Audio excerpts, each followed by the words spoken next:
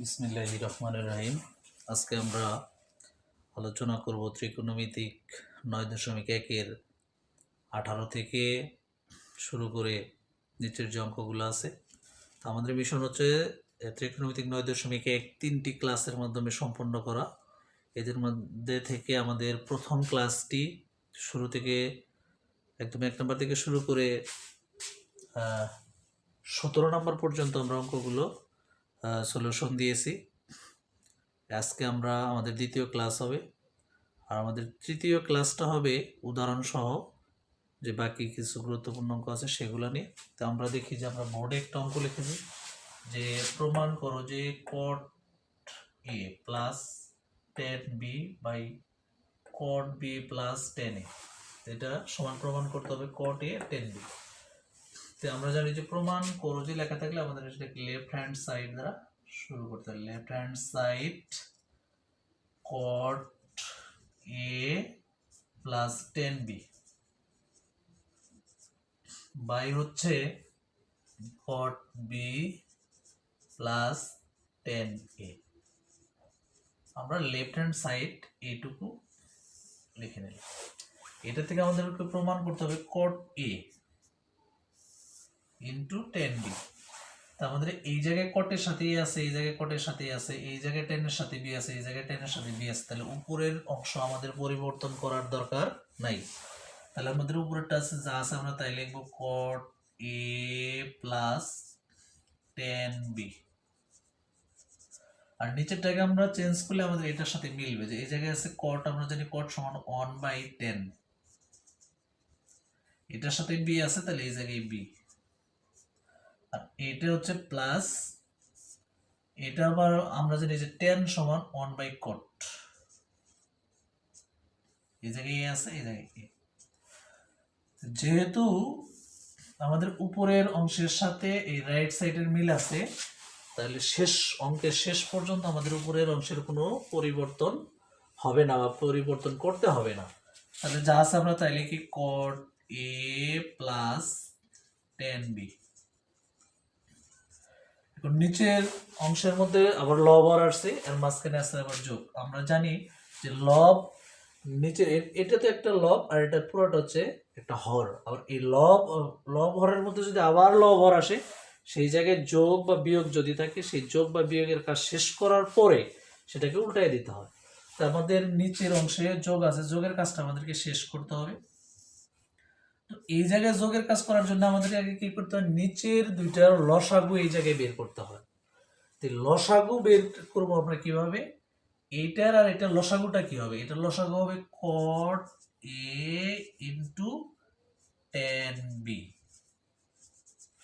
এটা হবে কেন, আমরা লসাগুর 3টা নিয়ম বলছিলাম এই জায়গায়, যে 5,5, এটা লসাগু হচ্ছে 5, মানে দুটো সেম হলে একটা লসাগু। আর এটা বলছিলাম যে 5,2, এই দুটো লসাগু হবে 10, মানে এই দুটোর গুণফল। দুইটা যদি সেম হয় একটা লসাগু, আর দুইটা যদি ভিন্ন হয় তাহলে তাদের গুণফল।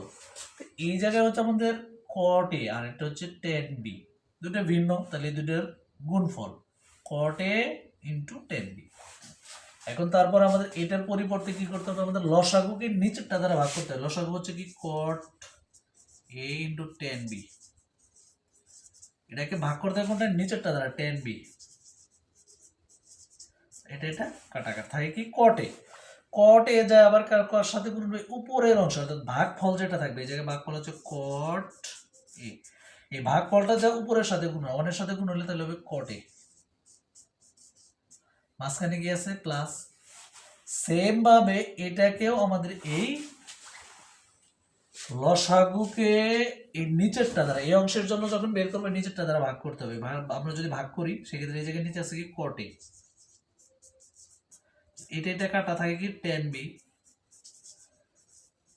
এই 10b জায়গার সাথে এই যে উপরের 1 আছে 1 দ্বারা গুণ করতে হবে। তাহলে 1 দ্বারা গুণ করলে তার মানের কোনো পরিবর্তন হয় না, তাহলে এটা হবে 10b। ওকে, এখন আমরা কি করব, আমরা উল্টিয়ে দিব। উল্টিয়ে দিলে আমাদের উপরের অংশে তো আর লব হর নাই, তাহলে যা আছে বা লব হর থাকলেও যা আছে তাই দেখবো। আমাদের মেন কিন্তু এটা সমান সমান, এটা হচ্ছে আমাদের মেন লাইন। উপরেরটা হচ্ছে cot a প্লাস 10b। এটা গুণন গুণন দিয়ে আমাদের এই নিচেরটা যাবে উপরে, নিচে আছে কি cot a into 10b, 10b, আর উপরে আছে কি cot a প্লাস 10b।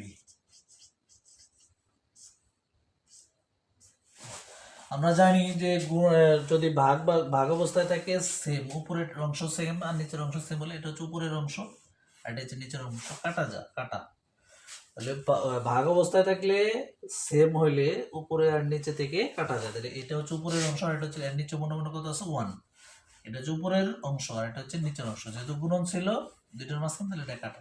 তাহলে এই জায়গায় আমাদের থাকে কি cot a plus into 10b, এটাই আমাদের রাইট হ্যান্ড সাইড প্রুফড।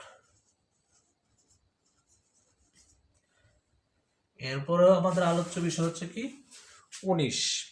আমাদের এই জায়গায় 19, 20 এবং একটা উদাহরণ 19 নম্বর অঙ্কটা সেম, এবং এই অঙ্ক দুটো খুবই ইম্পর্টেন্ট অঙ্ক, আমাদের খুব ভালো করে করতে হবে যাতে পরীক্ষায় আসলে আমরা সুন্দর